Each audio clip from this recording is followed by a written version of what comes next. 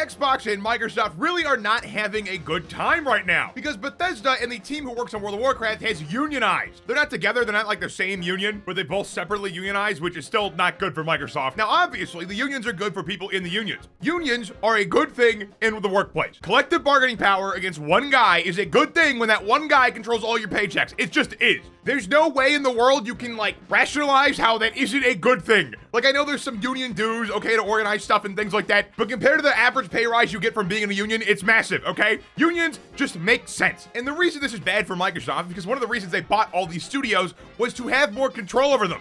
And unions give them a lot less control over them. And I don't think they would have unionized if Microsoft wasn't doing a terrible job at like managing them and paying them fairly, because usually nowadays when people form a union, it's because they're getting screwed, like massively, because unions are not common anymore. They should be, but they're not. So I'm glad they unionized, and I hope more people follow suit, because yeah, people should be paid fair if they're working on games and stuff, especially when these companies are making billions of dollars. And this news also comes to the fact that Call of Duty has used AI to make stuff in-game. They've made AI generated cosmetics. In the article, they go over how 2D artists were forced to use AI for concept art, which I'm not a fan of. Mainly because AI can be a good assistant, but like, it can't make things from scratch entirely. That's what a concept artist is for. And I get why they would use it to assist. That makes sense to me. But almost completely gutting the concept artist for AI is, I think, really dumb. Just like not a good business decision. And I'm only really saying that because recently I saw an article that was titled 77% of workers say AI makes their work less productive, which is probably true. It really depends on what they mean by AI, because yeah, AI is such a broad term at this point. There's no one AI thing. Like technically, predictive text on your phone is a form of AI with how these companies have been using it recently. Like we've had AI technology in software forever.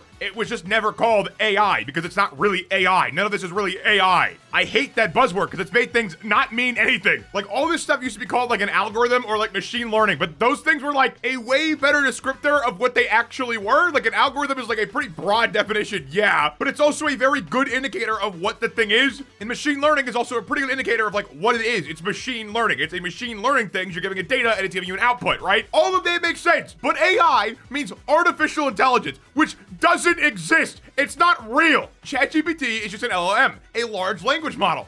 All it does is tie words together, and it's like a big predictive text machine. When it makes sentences, it's pulling from a data set, which is human-made, so it's based off the way we speak. So if the AI types something like break A, it's gonna look for the word that's most likely to go after it. So it'd say break a leg. That's it. These are not conscious. These are not sentient. These things are predictive models. They're not real things, okay? ChatGPT and all of it is just a fancy Google. That's it. Because even when you type stuff in on Google, you have predictions, okay? It's the same concept. All of this is prediction. So I wish in this article they would specify what AI is and what they're using it for. Call of Duty seems to have used generative AI to make some of the in-game assets, or at least assist with it. And the people at the studio do not take kindly to it. They don't like using this stuff, which I get. The people who work on these games went to school and worked in gaming because they like gaming and they care about gaming. So the last thing they want to do is put AI art in a game when they hate AI art. And a lot of the people in the industry now grew up on actual passion projects. Like a lot of the earlier games were all really passion projects. When gaming was just starting out, people were making stuff because they wanted to make something good. And yes, of course, there was a money-making aspect, okay? But the reasons back then were a lot less monetary in nature, and people just wanted to make good games that people like playing. It's really only been recently where gaming has become a really monetary thing, like a very, very big monetary thing. And apparently, Activision has started outsourcing all of their art pretty much, and their in-house art couldn't keep up, which indicates that they're probably all using AI, which is kind of unfortunate. Also, if you're new here, please subscribe down below and hit the like button as well. I'm trying to hit 400K. Thank you. I appreciate it. And when it comes to AI and art, there are like aspects to it that are useful and tools that are useful. Like a lot of stuff done in video editing or movies or whatever is like really tedious work, just doesn't need to be done that way. Like Into the Spider-Verse used the AI to do cell shading in the movie, and that's not something to be upset about. That is like the tedious work that literally no one wants to do. It's like subtitling. No one wants to subtitle anything. It's annoying. The words already exist. You know you said those words. You don't want to type those words on the screen. You want them to disappear, okay? Now, when you get into the territory of like generative fill, which is like where you put like a splotch of color on the screen and then it fills out the entire amount of color, that stuff I can see why people have an issue with it because it's like removing all personalized aspects to an extent. Like you're not doing any of the shading yourself, but they had to give this AI something to work with to do the cell shading to begin with, right? It's not like it just did it automatically. They had to do something to get it to do it. It's machine learning. It's all it is. And I think there's a lot of mystery behind AI because a lot of the people pushing AI were saying that it's like a doomsday thing, like the world's gonna end type thing. I mean, even for a bit, I was on that train too, because I just didn't understand it. I knew it wasn't sentient or anything, but I thought ChatGPT was more complicated. It's not. It is literally just a predictive model with a lot of GPUs attached to it. That's it. But thankfully, the Screen Actors Guild is currently striking against game publishers and studios for using AI content when it comes to voice actors. Personally, I get why they pick voice actors, because they are the Actors Guild, but definitely voice actors at the most risk of losing their job, because AI voice cloning is like way too good. And I don't think anybody should work on something and then have their voice AI cloned afterwards and then, used for free, basically. Like, to me, that's very not okay. And personally, I really don't want all voice actors to be replaced by AI. That sounds horrible. I'm not big into the production of, like, shows and movies and stuff, but occasionally I'll like a voice actor and I'll listen to them perform in other things. I think that's super cool. I think voice acting is a super cool thing. And I think they're already paid not enough money. So yeah, I don't want them to be replaced by AI, especially when AI could not recreate this scene, okay? Stop! Don't kill me!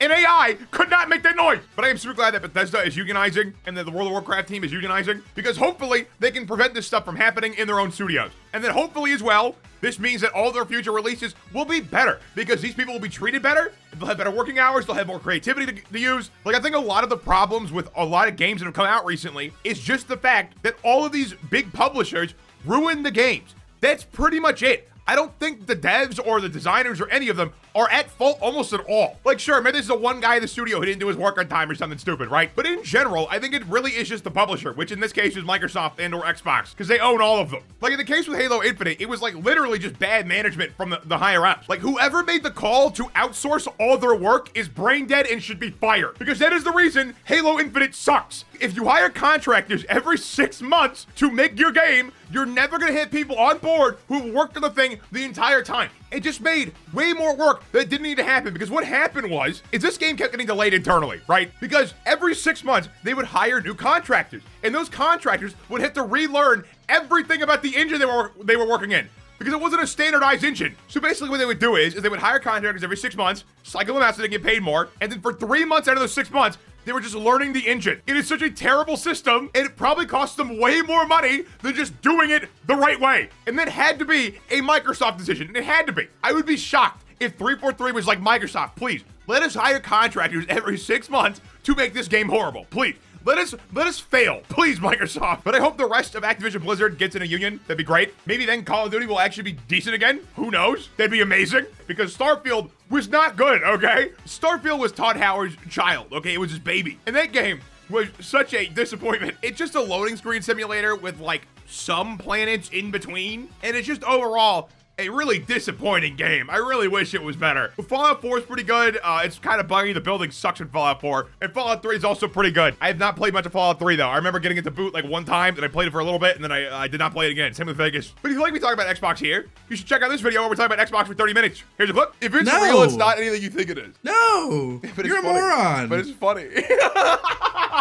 If you like that clip, click the answer and check it out. And like and subscribe if you're new, and follow me on Twitter at spatnz1, and have a good one.